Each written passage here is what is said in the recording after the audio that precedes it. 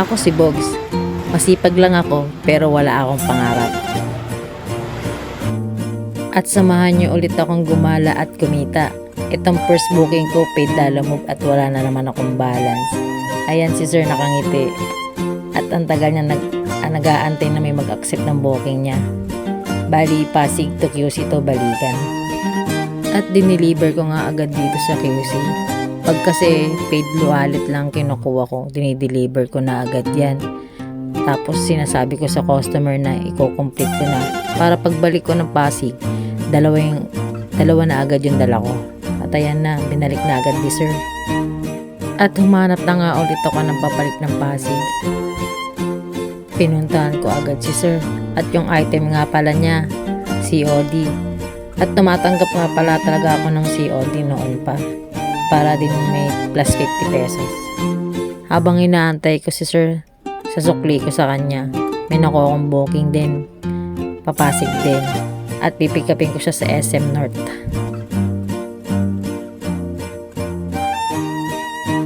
And then pinikap ko na nga itong pangalawang kasabay. Bali, 3 na yung dala-dala ko pabalik ng Pasig. Makaway na si sir, hi. Swerte ni sir, siya yung una kong idadrop sa Pasig kasi bungad lang siya. At ito yung pinaka the best.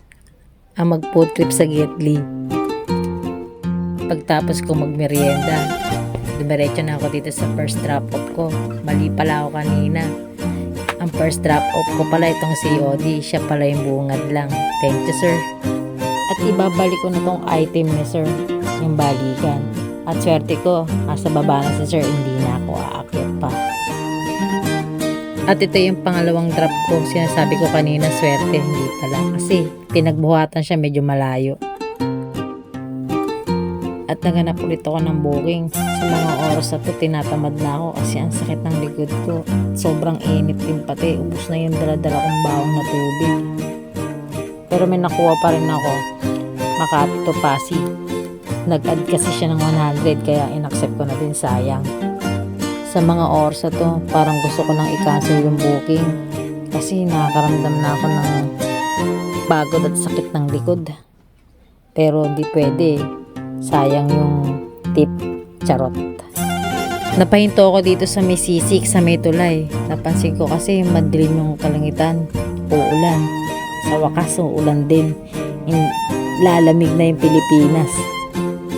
Kasi sobrang init na talaga dito sa Pilipinas. At na-deliver ko nga agad dito sa Makati kasi wala naman siyang kasabay.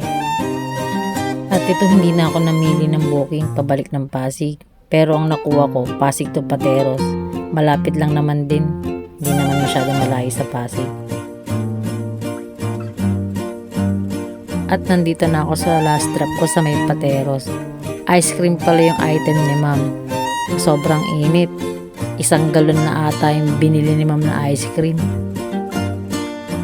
Pauwi na ako ng bahay na to. Sobrang sakit na talaga ng likod ko. At salamat nga pala sa mga nanonood sa akin. Kita-kits tayo sa susunod na video. Paalam!